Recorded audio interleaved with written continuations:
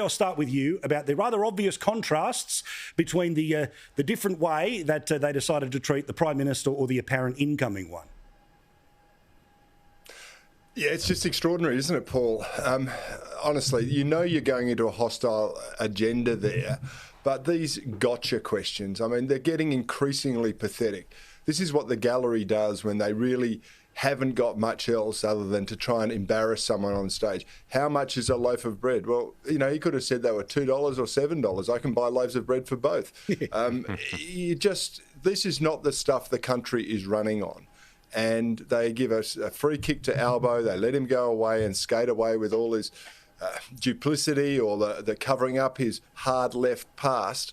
But they want to hang the Prime Minister out for what is a very difficult time. And I've been a critic of his, Paul. I make no mistake about that.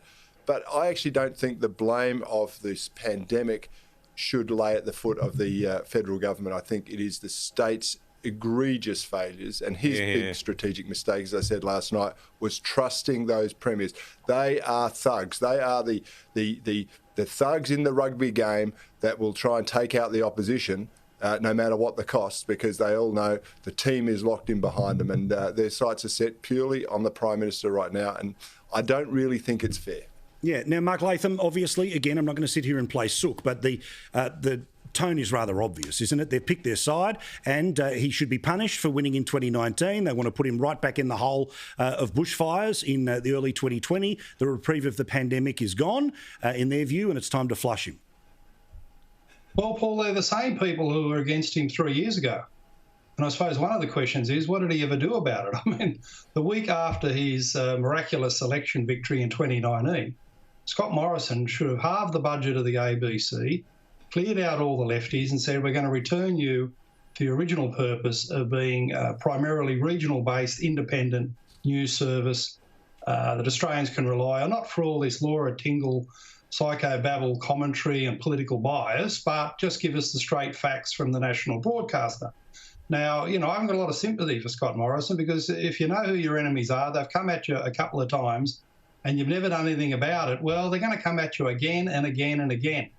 And that's been the story of this term of the Morrison government. But just on Cory's point about the state premiers as villains, which is largely true, you've got to ask the question, who empowered the state premiers to do these things? Scott Morrison did, by the biggest mistake of his prime ministership, setting up the national cabinet, elevating palookas like Mark McGowan to big national figures that we all talk about. Now, nobody had heard of these people in the outlying states.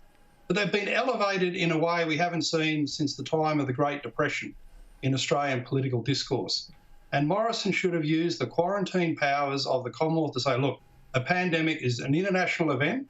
It's not going to be handled by pie throwers in Queensland and Tasmania and WA. It's going to be handled by the national government with a national approach to things like border closures and quarantine and vaccination and rat tests. And the Commonwealth is going to take charge of this international event, just as the Commonwealth takes charge of international trade, international security, international defence. So Morrison on two fronts, media bias and empowering the states, has only got himself to blame.